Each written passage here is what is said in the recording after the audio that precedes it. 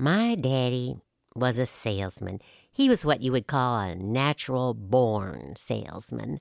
When my mama met him, he was selling orange juice squeezers in the basement of Macy's in New York City.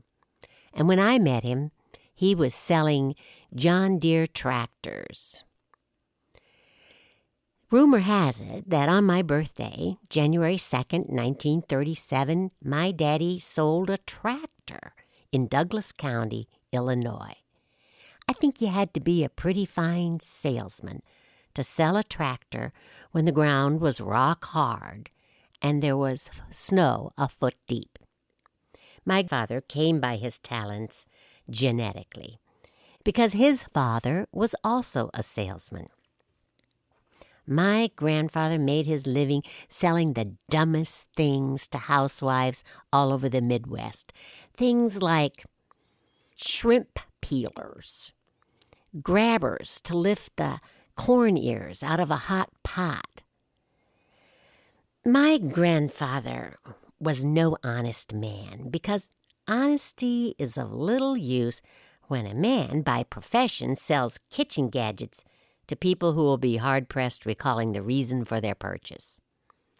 When I asked him how he persuaded Midwest housewives to buy his merchandise, he said he often had luck with an anecdote of one sort or another.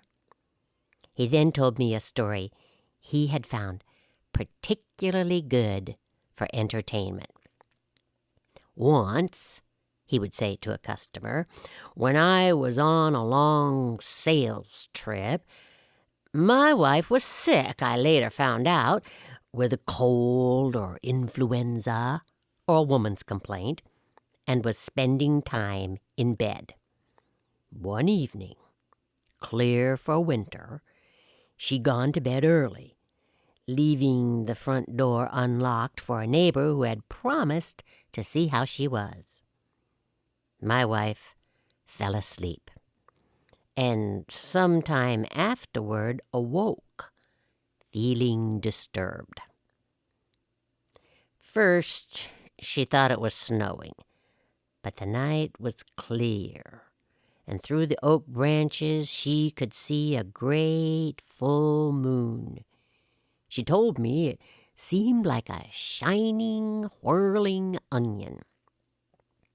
It cast a shaft of light across her bed so sharp she could see its edges and reached to touch them.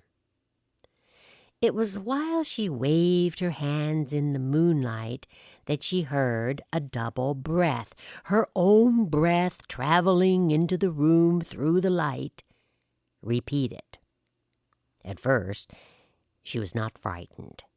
She breathed, heard the echoed breath, and breathed again. She breathed more slowly, but each breath was repeated just as slowly, so she could not tell if she were hearing some other person breathe or if the sounds which matched her breath were just some trick of the ear. As on a quiet day, our voice, if we speak loudly enough, will echo off the trees or houses near us. It was then she saw a figure sitting on the edge of the bed beyond the moonlight. She wondered why she had not seen it before, then realized that until her eyes had adjusted to the surrounding darkness, she couldn't see further than the shaft of light. She thought at first it was her neighbor, then realized this was a man. She thought then that it was me, home early from my trip, and so sat up and called, "John?" The man on the bed did not speak. She thought perhaps I was daydreaming and had not heard her. She called the man again by my name. He did not respond. And realizing that it was not her neighbor, nor was it me, my wife began to become frightened.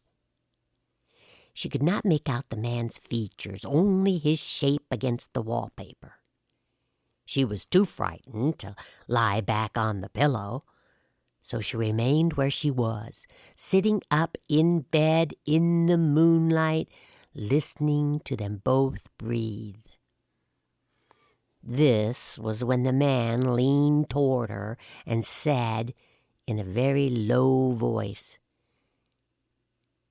"Don't worry, I will not hurt you." It was then that she began to scream. Even now, she cannot remember what happened after that. Sometime later, she stopped screaming and began crying, but by that time, the man was gone. She was still too scared to move from the bed, so she stayed and cried until she slept.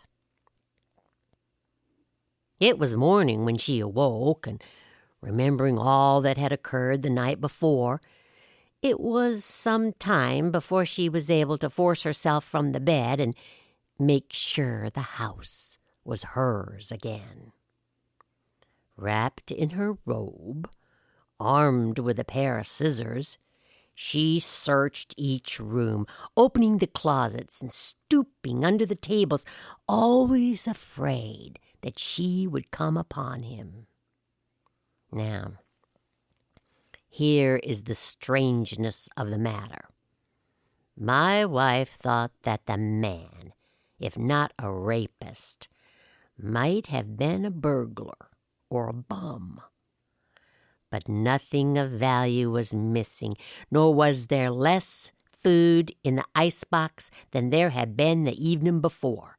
And when she went to the door to lock it, she found that it was locked already. The door she had left open the night before was locked now from the inside. At this point, she ran outside to her neighbors and refused to leave their house until I returned some 2 weeks later. Now, I do not know whether to believe my wife or not. When I am gone, my wife is a lonely woman, and I'm inclined not to believe there was a strange man on her bed. But even so, her fright was real. I think she may have dreamed it all. She may have wanted me home so badly that she dreamed that I was home, but in the way of dreams did not answer her when she called my name. Or perhaps it was not me. Perhaps the man she dreamed of, who frightened her so, was death. I do not know. And then, slowly, my grandfather would add, or even, perhaps. And I only think this late at night, and usually when alone, and the night strange and clear like that night. Perhaps it was no dream. Perhaps it was Death himself who sat upon her bed. And somehow she was so frightened that he took pity on her and decided to leave her alone that time and come back again some other night. Of course, in the daylight, I'm as sane as you or anyone, and don't tend to believe that particular interpretation.